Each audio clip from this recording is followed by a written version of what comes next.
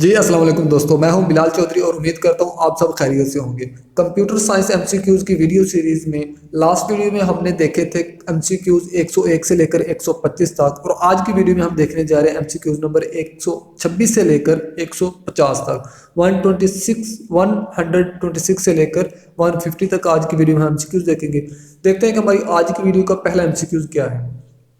हमारे पास question number है 126, which of the following is the key to close a run dialog box. मतलब जो आपके पास एक डायलॉग बॉक्स रन टाइम पे आपके पास जो एप्लीकेशन है, कोई भी चीज़ आपके सामने डायलॉग कंप्यूटर स्क्रीन पर ओपन हुआ होता है, उसे क्लोज करने के लिए शॉर्टकट की कौन सी है। तो उसका हमारे पास ऑप्शंस दिए गए हैं, शिफ्ट है, एस्केप, टैब और F8 की है। इसका दुरुस्त ऑप्शन है हमारे पास नंबर बी, स्केप। स्केप हमारे पास दुरुस्त ऑप्शन है। जैसे आप स्केप को प्रेस करते हैं तो आपके पास जो डायलॉग बॉक्स रन टाइम पे होता है वो क्या हो जाता है, क्लोज हो जाता है। नेक्स्ट क्वेश्चन देखते हैं हमारे पास कौन सा है।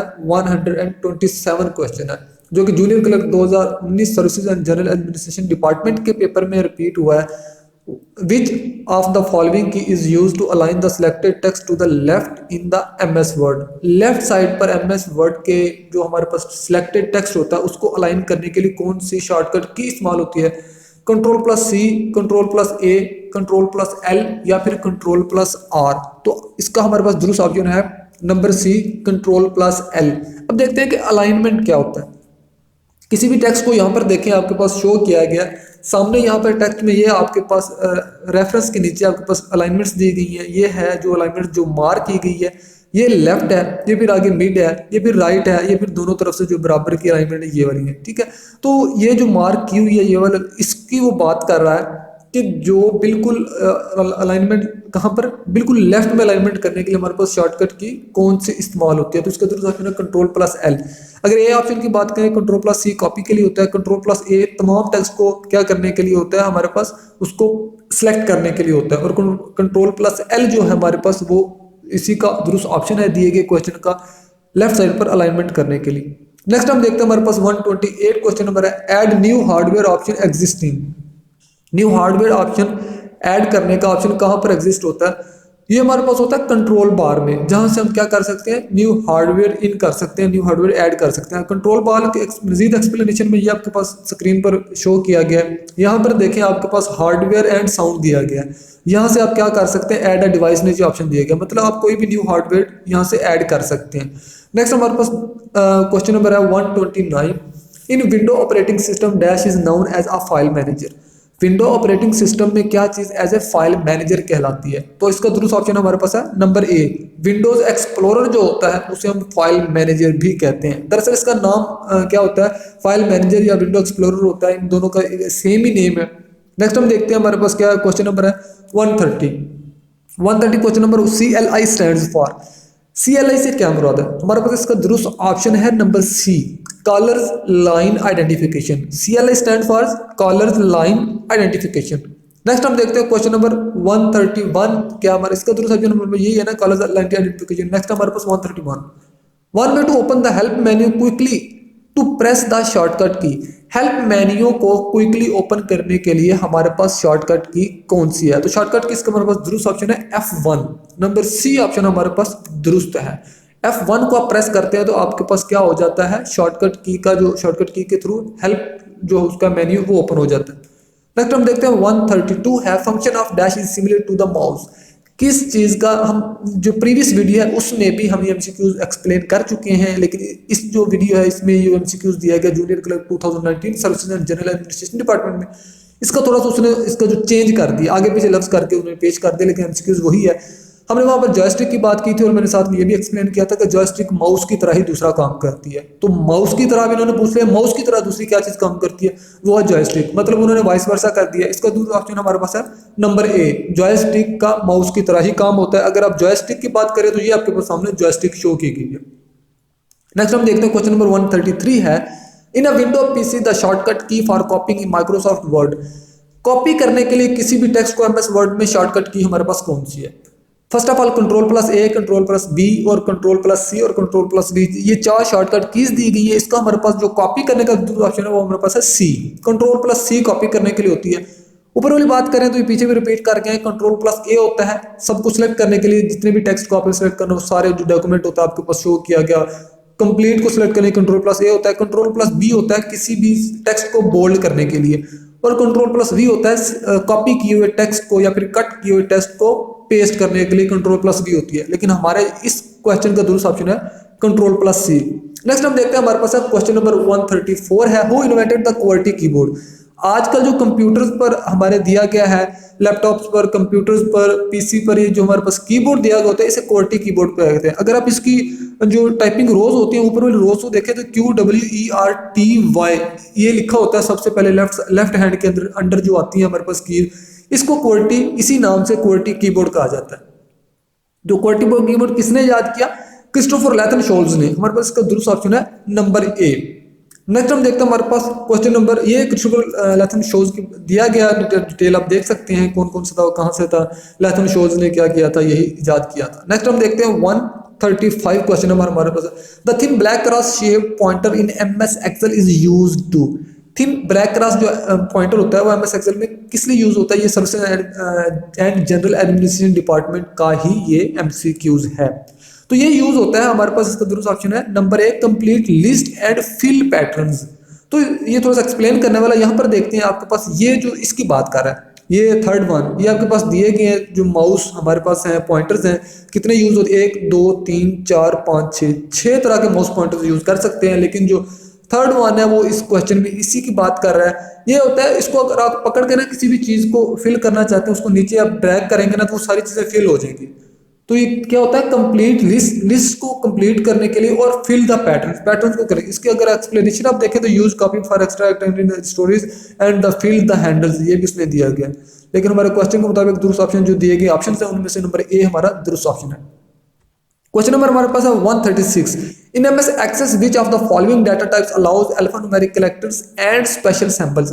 अल्फान्यूमेरिक कैरेक्टर्स होते हैं जो 1 2 3 ये जो गिनती होती है इसे अल्फान्यूमेरिक कैरेक्टर्स कहा जाता है। और स्पेशल सिंबल हैशटैग हो गया, डॉलर साइन हो गया, और ये किसी भी कोई भी जो स्पेशल सिंबल्स होते हैं, ये कौन सी MS Access सॉफ्टवेयर है, एप्लीकेशन है, MS Word MS Excel की तरह, ठीक है, पावर पॉइंट की तरह MS Access भी क्या है? एक एप्लीकेशन है। ये दरअसल जो डेटाबेस होता है उसको डाटा को मैनेज करने के लिए MS Access सॉफ्टवेयर इस्तेमाल होता है। तो उसकी जो टाइप है ना, उसका दुरुस्त ऑप्शन है नंबर ए, टेक्स्ट टाइप अल्फान्यूमेरिक कैरेक्टर्स और स्पेशल सिंबल्स को सपोर्ट करती है। नेक्स्ट हमारे पास है क्वेश्चन नंबर 137 है, the shortcut key to paste the copy text is. वही फिर हम जो पीछे रिपीट करके आ रहे हैं, मैंने जो पीछे बयान की थी वही आ गया, जिसमें जो सिलेक्टेड टेक्स्ट होता है या फिर कट किया टेक्स्ट होता है उसे पेस्ट करने के लिए शॉर्टकट की कौन सी इस्तेमाल होती है? तो हमारे पास इसका दुरुस्त ऑप्शन है control plus V. Option number A हमारे पास दुरुस्त है। कंट्रोल प्लस वी क्या होता है? किसी भी टेक्स्ट को पेस्ट करने के लिए इस्तेमाल होता है जो ऑलरेडी कट किया गया हो या फिर ऑलरेडी जो कॉपी किया गया हो। नेक्स्ट हमारे पास है in email address name of the email service provider. Email service provider जो ईमेल की सर्विस प्रोवाइड कर रहे होते हैं कम्स आफ्टर डैश साइन, मतलब किस साइन के बाद ईमेल सर्विस प्रोवाइडर का नेम आता है? तो हमारे पास इसका दुरुस्त ऑप्शन है number C, at the rate of के बाद हमारे पास आता है gmail.com, eight the rate of yahoo.com, वो सारी चीज, तो वो ईमेल सर्विस प्रोवाइडर होते हैं। अगर इसकी एग्जांपल हम देखें तो ये आपके सामने एग्जांपल दी गई है, मेरा नेम लिखा हुआ है BILALCHOUHDRY, यहाँ तक तो हो गया मेरा नेम। नेक्स्ट हमारे एट द रेट ऑफ, उसके बाद जो अंडरलाइन लिखा गया gmail.com, तो ये जीमेल की सर्विस प्रोवाइड कर रहे हैं, जीमेल वाली जो कंपनी है गूगल है ये सर्विस प्रोवाइड कर रहे हैं। तो gmail.com eight the rate of symbol के बाद आ रहा है, तो gmail.com सर्विस प्रोवाइडर है। नेक्स्ट हम बात करते हैं 139 की, the default language of the Microsoft word is. Microsoft word की जो डिफॉल्ट लैंग्वेज है वो क्या है? USA इंग्लिश है। तो दुरुस्त ऑप्शन हमारे पास है नंबर ए, USA इंग्लिश। अगर हम नेक्स्ट बात करें तो 140 क्वेश्चन नंबर है, which of the following devices ID use to store the data permanently. कौन सी जो डिवाइसेस होती हैं वो डाटा को परमानेंटली स्टोर करने के लिए इस्तेमाल होती हैं? हमारे पास हार्ड डिस्क है, प्रिंटर है, कैशे और रैम। प्रिंटर तो स्टोरेज डिवाइस है ही नहीं, तीसरे बच गया कैशे और रैम। कैशे में भी थोड़ी डाटा परमानेंटली स्टोर नहीं होता, रैम होती है। रैम वैसे ही क्या होती है? वोलेटाइल मेमोरी होती है, जिसमें जब तक पावर रहती है तब तक डाटा रहता है, पावर सप्लाई खत्म करने पर, डिस्कनेक्ट करने के बाद रैम में से डाटा उड़ जाता है। तो हमारे पास एक ही ऑप्शन बचता है जो है नंबर ए, हार्ड डिस्क में अगर आप कंप्यूटर अपना बंद भी कर दें, ऑफ भी कर दें, पावर सप्लाई खत्म भी कर दें, वोल्टेज डिस्कनेक्ट भी कर दें, तब भी हार्ड डिस्क में आपका डाटा स्टोर रहता है। आपके पास जो हमारे दिए गए होते हैं वीडियोस वगैरह, जो आपका डाटा होता है वो कंप्यूटर बंद करने के बाद उड़ नहीं जाता, तो कहाँ स्टोर होता है, वो हार्ड डिस्क में ही स्टोर हुआ होता है और वो परमानेंटली स्टोर हुआ होता है। नेक्स्ट हम देखते हैं 141 क्वेश्चन नंबर है, rows in the Microsoft Excel are labelled as. Microsoft Excel में कॉलम्स होते हैं और रोज होती हैं, ठीक है। तो माइक्रोसॉफ्ट एक्सेल, इसका साथ में और क्वेश्चन क्लियर करता जाऊं, माइक्रोसॉफ्ट एक्सेल को क्या कहते हैं, स्प्रेडशीट भी कहते हैं। स्प्रेडशीट वो सॉफ्टवेयर होता है जिसमें कॉलम्स और रोज में डाटा को स्टोर किया जाए। माइक्रोसॉफ्ट एक्सेल में कॉलम और रोज में डाटा को स्टोर किया जाता है, इसलिए वो स्प्रेडशीट सॉफ्टवेयर कहलाता है। अब हम देखते हैं उसका व्यू माइक्रोसॉफ्ट एक्सेल का। ये आपके साथ इसका जो दूसरा ऑप्शन है, इसने रोज का पूछा, तो रोज को नंबरिंग दी जाती है 1 2 3 4 के थ्रू। अब इसका लेआउट देखें तो माइक्रोसॉफ्ट एक्सेल का किस तरह नंबरिंग दी जाती है, रोज कहाँ होती है, कॉलम्स कहाँ होती है। तो ये आपके पास स्क्रीन शो की गई है सामने। इसकी आप अगर लेफ्ट साइड पर देखें तो आपके 1 2 3 4 ये सारी रोज हैं। अगर आप कॉलम्स देखें तो यहाँ पर कितने एमसीक्यूज क्लियर हो रहे हैं, इसके साथ साथ 3 और। पहला क्या, एक्सेल को स्प्रेडशीट कहते हैं। दूसरा क्या, जो रोज हैं वो 1 2 3 नंबरिंग के साथ की गई हैं, लेबल्ड की गई हैं। और ऊपर अगर आप देखें तो कॉलम्स हैं वो A B C D E के साथ कॉलम्स दिए गए। बाज़-औक़ात कॉलम्स का पूछा जाता है और बाज़-औक़ात किसका पूछा जाता है, रोज का पूछा जाता है। और साथ में ये भी पूछा जाता है कि स्प्रेडशीट सॉफ्टवेयर कौन सा है, तो नीचे आपने एक्सेल वाले ऑप्शन को क्लिक करना है। तो हमारे पास एक एमसीक्यू के साथ हमारे मजीद 4 एमसीक्यूज क्लियर हो गई। नेक्स्ट हम देखते हैं, हमारे पास क्वेश्चन नंबर 142 है, in the word of the computer science what is the Linux. Linux क्या है, ये एक दूसरे लफ्जों में हेरा फेरी करके पीछे भी एमसीक्यूज रिपीट हो चुका है। पीछे तक Linux is a dash, Linux क्या है, डैश है। अब मेलवेयर एन एप्लीकेशन प्रोग्राम है, क्या है, नेक्स्ट फर्मवेयर है, डी नंबर है, एन ऑपरेटिंग सिस्टम। तो जैसे कि हमारे पास विंडोज 7 विंडोज 10 और ये सारे हमारे पास क्या है, विंडोज है, ये भी ऑपरेटिंग सिस्टम्स है। तो इन्हीं की तरह लिनक्स भी क्या है, एक ऑपरेटिंग सिस्टम। तो डी ऑप्शन हमारा दुरुस्त है। नेक्स्ट हम देखते हैं 142 question number, in which transmission mode the communication two-way with the channel being used by the both connected devices simultaneously। कि मतलब आप एक ही वक्त में दो डिवाइसेस कनेक्ट होती हैं, किस कम्युनिकेशन मोड में आप क्या कर सकते हैं, टू वे कम्युनिकेशन कर सकते हैं। अब पहले तो बात है, हम देखते हैं इसका दूसरा ऑप्शन कौन सा है, उसके बाद इसकी एक्सप्लेनेशन देखते हैं, क्योंकि एक्सप्लेनेशन नहीं करेंगे तो आपको इसका समझ बिल्कुल नहीं आएगी। नेक्स्ट हम देखते हैं, हमारे पास दूसरा ऑप्शन है इसका फुल डुप्लेक्स। फुल डुप्लेक्स में दोनों साइड पर कम्युनिकेशन मीडिया के जो डिवाइसेस कनेक्ट होती हैं, उसे हम क्या कर सकते हैं, डाटा कम्युनिकेट कर सकते हैं दोनों डिवाइस आपस में। यहाँ पर दिया गया हाफ डुप्लेक्स और फुल डुप्लेक्स, इसको हम देखते हैं, जिसके बाद यकीनन आपको इस चीज की अच्छे से समझ आएगी। In half duplex mode the signal is sent in the both directions. Half duplex में क्या होता है, सिग्नल जो दो अगर डिवाइसेस कनेक्ट है ना, एक साइड पे और दूसरी साइड पे, तो वो एक साइड उधर भी भेज सकता है, उधर से उधर भी भेज सकते हैं, दोनों साइड पर भेज सकते हैं, but one at a time. लेकिन एक वक्त में एक ही भेज रही होगी। अगर ए डिवाइस भेज रही होगी तो बी एक्सेप्ट कर रही होगी, या फिर बी भेज रही होगी तो ए एक्सेप्ट करेगी। ऐसा नहीं हो सकता उधर से बी भी भेज दे, उधर से ए भी भेज दे, दोनों एट अ टाइम भेज दे, ऐसा नहीं होगा किसमें, हाफ डुप्लेक्स में।